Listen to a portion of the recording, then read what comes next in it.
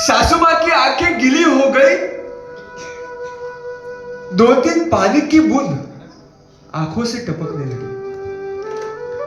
वो बहू ने पूछा कि मां, ऐसा क्या हुआ कि ऐसे आप कौन से भावों की दुनिया में चले गए कि सिर्फ मोरपींछ को देखते देखते आपने आंखों में अश्रु बहाने लगे? बेटा, ये मोरपींछ को देखते देखते मुझे ऐसी भावों की दुनिया हुई।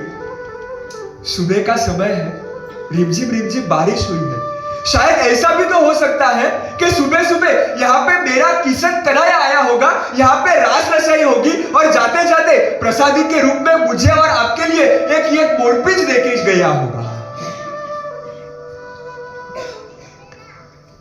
प्रसन्न तो बहुत छोटा था, सिर्फ मोरपींछ को देखा था।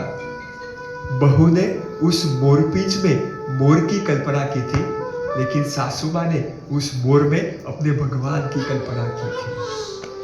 प्रसन्न तो साहेब बहुत छोटा था, सिर्फ मोरपींछ को देखा था, लेकिन वो भावों में ताकत थी। लेकिन वो भावों में एक कल्पना की दुनिया में एक ताकत थी कि उस छोटे से प्रसन्न को भी बहुत ऊंचाइयों तक ले गया।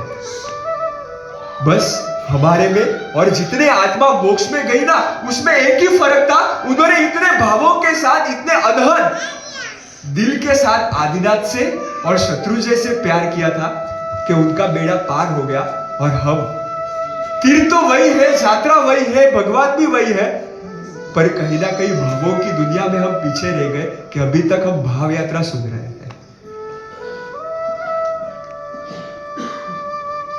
ऐसा अद्भुत तीर्थ, हर कोई कहता है कि शत्रुंजय महातीर्थ है।